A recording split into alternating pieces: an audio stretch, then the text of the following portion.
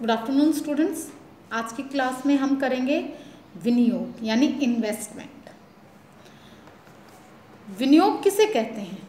साधारण जो बोलचाल की भाषा में विनियोग का जो अर्थ होता है कि हम उन वस्तुओं पर क्रय करना जिससे व्यक्ति को क्या हो, लाभ हो। वैसी वस्तुएं खरीदना जिससे हमें क्या हो, लाभ हो। दूसरे शब्दों में हम क्या कह सकते हैं, उत्पादक वस्तुओं के क्रय में लाभ हेतु धन लगाना या व्यापार में पूंजी लगाना। व्यापार में पूंजी क्यों लगाते हैं? हम क्या करते हैं, वो एक प्रकार से बोलते हैं ना कि इन्वेस्टमेंट कर रहे हैं, इतना इन्वेस्ट करेंगे तो इतना प्रॉफिट होगा, तो वो क्या है, विनियोग कहलाता है। इससे व्यक्ति को पूंजी के साथ ब्याज या लाभांश के रूप में लाभ भी प्राप्त होता है। व्यक्ति अपनी कुल आय में से कुछ न कुछ धनराशि क्या करता है, अवश्य ही बचाता है। फिर वह क्या करता है, घरेलू स्तर पर एक कोष का निर्माण करता है। जब इस कोष में क्या है, पर्याप्त धनराशि एकत्रित हो जाती है तो वो उसको क्या करता है, बैंक, डाकखाना बीमा जो निगम है वहाँ पर और प्रतिष्ठित कंपनियों में धन का निवेश करता है। अपना धन कहाँ लगा देगा, वहाँ करेगा तथा उससे क्या प्राप्त करता है, ब्याज प्राप्त करता है। प्रतिष्ठित जो कंपनियां हैं उनके शेयर या ऋण पत्र खरीदता है तथा लाभ कमाता है। इस प्रकार क्या हुआ, धन को लाभ हेतु उचित स्थान पर लगाना ही विनियोग या इन्वेस्टमेंट कहलाता है।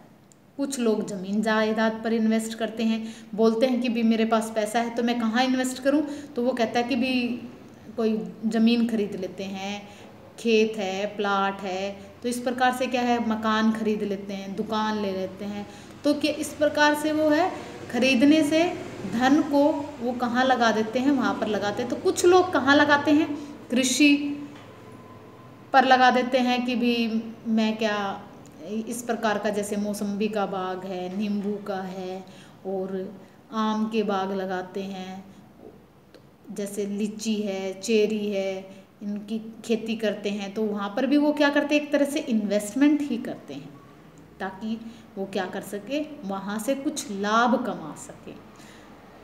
इस प्रकार उन्हें पूंजी के साथ लाभ भी प्राप्त होता है। उदाहरण के लिए क्या होता है कि जैसे कि राम ने 50,000 रुपये में, जैसे मैंने 50,000 रुपये कृषि लायक भूमि को खरीदते हैं,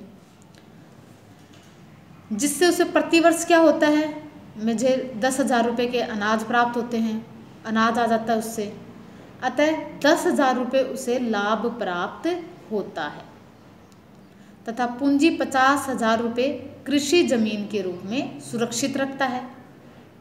इतना ही नहीं, जमीन का मूल्य भी क्या होता है, दिन ब दिन बढ़ता रहता है। आज देखते हो कि आज मैंने जैसे प्लाट खरीदा है तो 10 साल बाद में, 5 साल बाद में उसकी जगह की क्या हो जाती है, कीमत बढ़ जाती है। तो वो क्या हुआ, जो कीमत हमारी जो एक्चुअल जो पूंजी थी उससे जो हमें अधिक मिलता है वो क्या कहलाता है, लाभ जो मिला वो क्या है, एक तरह से हमने क्या किया, इन्वेस्टमेंट किया। तो ये क्या कहलाता है, इन्वेस्टमेंट है जो करते हैं वो विनियोग। बचत और विनियोग में क्या अंतर होता है? बचत तो जो होती है वो क्या होती है, जो हमारी कुल आय है, कुल आय में से जो हम व्यय कर देते हैं और व्यय करने के बाद जो हमारे पास बचता है वो क्या कहलाता है, बचत कहलाती है। और इन्वेस्टमेंट किसे कहते हैं कि हमने क्या किया, बचत, और बचत के साथ में हमें क्या मिला, ब्याज मिला, वो क्या कहलाता है, जो लाभ हमें प्राप्त हुआ बचत के साथ में, तो वो क्या कहलाता है, विनियोग कहलाता है। मान लो मैंने क्या है, किसी को 100 रुपये उधार में दिए और उसने मुझे बोला कि मैं 1 महीने बाद में तुझे 20 रुपये इसके ऊपर एक्स्ट्रा दे दूँगा, मुझे क्या चाहिए, यूज़ करने के लिए एक बार 100 रुपये दे दो, मैं तुम्हें 20 रुपये उसके ऊपर एक्स्ट्रा दे दूँगा। तो जो 20 रुपये हैं प्लस हमारी जो पूंजी थी, यानी जो हमारी बचत है 100 रुपये, और उसके ऊपर मुझे क्या मिला, 20 रुपये ब्याज मिला, तो वो क्या कहलाता, जो लाभ मिला वो हमारा क्या कहलाएगा, विनियोग कहलाएगा, इन्वेस्टमेंट कहलाएगा। प्रत्येक विवेकशील परिवार अपनी आय में से क्या करता है, कुछ न कुछ राशि बचाकर रखता है। जब यह राशि पर्याप्त मात्रा में एकत्रित हो जाती है तो वह इसका क्या करता है, विनियोग करता है, इन्वेस्टमेंट करता है। विनियोग मुख्य तो 3 रूपों में किया जाता है, एक अल्पकालीन, एक दीर्घकालीन और एक जीवन भर के लिए investment. Short term investment, long term investment है, और एक हो गया होल लाइफ इन्वेस्टमेंट। तो जो शॉर्ट टर्म इन्वेस्टमेंट है वो क्या होता है, जब व्यक्ति अपनी बचत को थोड़े समय के लिए उत्पादक कार्यों में लगाकर धन प्राप्त करना चाहता है, साथ ही वह यह भी चाहता है कि जब कभी भी वह चाहे या आवश्यकता पड़े तो वह धनराशि उसको तुरंत ही वापस मिल जाए, तब वह इसके लिए अल्पकालीन क्या करता है, विनियोग करता है। बैंक, डाकखाना, बचत बैंक जो होते हैं उसमें अल्पकालीन विनियोग के उत्तम साधन हैं। इनमें जब चाहो आप पैसे जमा करवा सकते हो और जब चाहो आप क्या करवा सकते हो, निकलवा सकते हो। परिवार इन साधनों से में क्या है, अपनी छोटी छोटी बचतों का विनियोग कर सकता है। कोई भी आप देखते हो, मान लो उसमें क्या है, 100 रुपये से भी कोई जीरो बैलेंस पे भी अकाउंट खुलता है, कहीं कहीं पर 500 रुपये, कहीं 1000 देकर क्या है अकाउंट खुलता है। तो उसमें क्या करते हैं हम, छोटी से छोटी रकम भी क्या है अपनी वहाँ पर डिपॉजिट कर सकते हैं, और जब हमें ज़रूरत होती है तो हम वापस उसको निकाल भी लेते हैं। इस प्रकार विनियोग हेतु धन की सुरक्षा एवं उपलब्धता पर अधिक ध्यान दिया जाता है और ब्याज अथवा लाभांश पर कम दिया जाता है।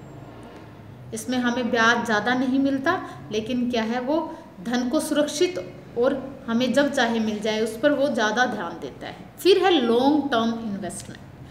दीर्घकालीन जो विनियोग है या इन्वेस्टमेंट है वो लंबे समय के लिए किया जाता है। नाम से ही इनका पता चल रहा है, शॉर्ट टर्म मीन्स थोड़े समय के लिए, लॉन्ग टर्म्स मीन्स लंबे समय के लिए, और होल लाइफ मीन्स मतलब पूरे जीवन के लिए, जीवन भर के लिए। अल्पकालीन विनियोग की तुलना में यह विनियोग अधिक लाभदायक है क्योंकि इसमें ब्याज दर अधिक मिलता है, परंतु इसका लाभ निश्चित अवधि पूरा होने पर ही मिलता है। धन की तरलता कम होती है, साथ ही इसमें विनियोग के लिए साधनों का चुनाव करना थोड़ा सा कठिन होता है, मुश्किल एवं जोखिम भरा काम होता है। दीर्घकालीन विनियोग के प्रमुख साधन कौन कौन से हैं, जैसे जीवन निगम है, राष्ट्रीय बचत पत्र है, किसान विकास पत्र है, जनरल प्रोविडेंट फंड है, राज्य बीमा है यानी स्टेट इंश्योरेंस वगैरह है। तो ये क्या है, दीर्घकालीन विनियोग यानी इन्वेस्टमेंट के तरीके हैं। हम कहाँ कहाँ पर अपना धन है वो लॉन्ग टर्म के लिए इन्वेस्ट कर सकते हैं। फिर बात करते हैं जो तीसरा है इन्वेस्टमेंट, वो कहाँ पर किस पर्पज़ के लिए, जीवन भर के लिए, होल लाइफ के लिए। इसमें व्यक्ति जीवन भर के लिए अपनी बचत का इन्वेस्टमेंट करता है। इसका लाभ परिवार को मिलता है, परिवार को आर्थिक सुरक्षा मिलती है, भले ही कमाने वाला व्यक्ति जीवित हो या ना हो। जैसे कि आपने क्या है, उदाहरण के लिए आजकल आपने देखा है कि क्या करते हैं, जीवन बीमा करवाते हैं, लाइफ इंश्योरेंस करवाते हैं, उसमें धन को क्या कर देते हैं, इन्वेस्ट करके व्यक्ति भविष्य के लिए प्रति क्या है निश्चिंत हो जाता है कि मैंने अपना फ्यूचर, अगर इन केस उसे कुछ हो जाता है या बीमाकर्ता की दुर्घटना में मृत्यु हो जाती है, बीमारी अन्य कारण से उसकी मृत्यु हो जाती है, और कहीं किन्हीं कारणों से उसकी अगर मृत्यु हो जाती है तो परिवार को उसका पैसा मिल जाता है। तो इस प्रकार से क्या है, हम क्या कर सकते हैं, विनियोग को किन किन फॉर्म में किस किस प्रकार से क्या कर सकते हैं, 3 रूपों में हम उसको इन्वेस्ट कर सकते हैं। कौन कौन से, अल्पकालीन, दीर्घकालीन और पूरे जीवन भर के लिए इन्वेस्टमेंट। तो इस प्रकार से हम 3 तरीके से धन का इन्वेस्टमेंट कर सकते हैं। तो अब है हम विनियोग से लाभ क्या प्राप्त होते हैं। विनियोग से क्या है, काफ़ी सारे लाभ प्राप्त होते हैं, जैसे कि क्या है, परिवार को आर्थिक सुरक्षा प्रदान करना। परिवार को आर्थिक सुरक्षा मिलती है, चाहे व्यक्ति भले ही कमाने वाले व्यक्ति की क्या हो जाए, मृत्यु हो अथवा वह जीवित हो। विनियोजन धन परेशानियों के दिनों में काम आते हैं। जो इन्वेस्ट किया हुआ हमारा धन है, जब हमें मुसीबत आती है तब हमारे वो काम आता है। समय परिवर्तनशील होता है, भविष्य में कई बार अनचाहे ही कठिनाइयाँ उत्पन्न हो जाती हैं। अब समस्याओं का तो नहीं पता चलता कि कब हमारे ऊपर मुसीबत आ जाए, कब हमें ज़रूरत हो जाए धन की। तो क्या है, मुसीबत हमें बताकर नहीं आती। तो उस प्रकार जब हमारे पास धन बचा हुआ है तो हम क्या कर सकते हैं, जब हमारे पास विनियोग किया हुआ है, इन्वेस्ट किया हुआ, तो उस धन को हम काम ले सकते हैं। ऐसी स्थिति में क्या होता है, जो धन है वो परिवार को आर्थिक संकट से उबारने के में सहायक होता है। फिर इसके अंदर क्या है, सेवानिवृत्ति के समय में जब व्यक्ति क्या हो जाता है, रिटायर हो जाता है, जब आय क्या है पूर्णतः बंद हो जाती है अथवा आधे से भी कम हो जाती है, तब उस समय जो विनियोजित किया हुआ धन का उपयोग आवश्यकताओं की पूर्ति हेतु किया जाता है। और किसके लिए, वृद्धावस्था, शारीरिक असमर्थता एवं बीमारी के समय यह धन काम आता है। स्थायी संपत्ति की खरीदने, स्थायी जो संपत्ति है उसको खरीदने के लिए भी विनियोजित किया हुआ धन काम में आता है। बालकों के उज्जवल भविष्य के निर्माण में भी इन्वेस्ट किया हुआ धन काम आता है, कि अभी बच्चे छोटे हैं तो हम इन्वेस्ट कर देते हैं, जब बच्चे बड़े हो जाएंगे तो ये हमारा धन कहाँ, उनकी शिक्षा में, उनकी शादी में, वहाँ पर हमारे काम आएगा। फिर है दीर्घकालीन आवश्यकताओं की पूर्ति में, जो भी हमारे दीर्घकालीन आवश्यकताएं होती हैं उनकी पूर्ति में भी क्या है, हम जो हमारा इन्वेस्ट किया हुआ धन है वो काम आता है।